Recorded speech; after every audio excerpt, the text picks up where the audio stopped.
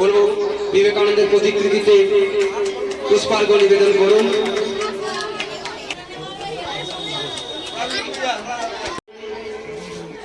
বরণ করে নিচ্ছেন আমাদের শিক্ষক, যার সঙ্গে অনুষ্ঠান পর্ব চালিয়ে যাচ্ছি এবং হাততালি দিয়ে সকালেই আমরা উৎসাহিত করব। এরপরে কোচিং সেন্টারের পক্ষ থেকে একটি ছোট্ট পুস্তক সহযোগে উৎসাহিত করব।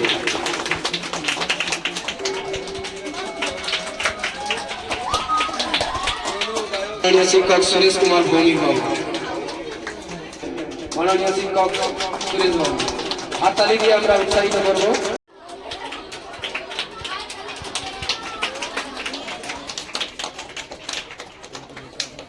থেকে আমরা নবীন বরণটা শুরু করেছি।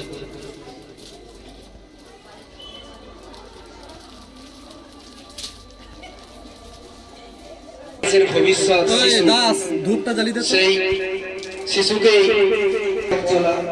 ওরাই দেশের ভবিষ্যৎ। অঙ্কুরে ছিলে বিলে নরেন্দ্র ছাত্রকালে, আবার বিবেকানন্দ নাম নিয়ে তুমি বিশ্ব মাতালে। অঙ্কুরে ছিলে বিলে নরেন্দ্র ছাত্রকালে, বিবেকানন্দ নাম নিয়ে তুমি বিশ্ব মাতালে। এক সময় কোচিং সেন্টারে বাংলা পড়াতেন। কোচিং সেন্টারকে উনি 100 ভাগ ভালোবাসেন। ভালো মন্দ সব সময়ের জন্য খোঁজ নিচ্ছেন এবং ওনার উদ্যোগে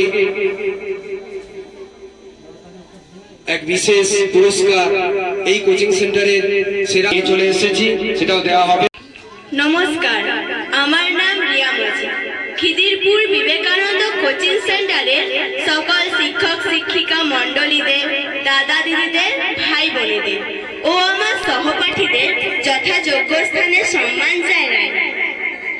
যুগে যুগে কালে কালে মহামানবের সাগর তীরে মহামানবের জন্ম হয়, যাদের প্রতিভার স্পর্শে শুধু ভারতবর্ষ নয় সমগ্র পৃথিবীতে ছড়িয়ে পড়েছিল নবজাগরণের জোয়ার, নবমুক্তির আলো, ধর্মে এসেছিল নব বিপ্লব। এই সমস্ত মহামানবের মধ্যে একজন মহামানব হলেন স্বামী বিবেকানন্দ। 23 শিক্ষাবর্ষে 8ম শ্রেণীর ছাত্র শুভম হাটই এবং ক্লাস 10 সুদেশনা মাঝি, তোমরা দুজনেই আমাদের এই স্টেজে চলে আসো।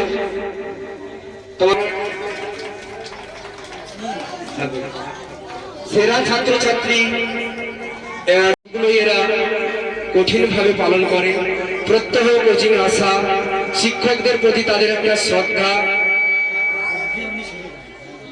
পড়াশোনা সব দিক থেকেই এদের মধ্যে বিশেষত্ব আমরা কিছু দেখেছি। তাই এই দুজন ছাত্রছাত্রীকে সেরা পুরস্কারটি দেওয়া হচ্ছে। আমরা সকলেই চাই যে এরকমই সেরা পুরস্কার আমরাও পেতে পারি। সেই রকম সকল ছাত্রছাত্রী তোমাদের আচরণ, পড়াশোনা সঠিক জায়গায় থাকলে আমরা পরের বছর আবারও এই সেরা পুরস্কার প্রদান করব। সুমন জানাবাবু, সকলে হাততালি দিয়ে উৎসাহিত করো। সুদেশনা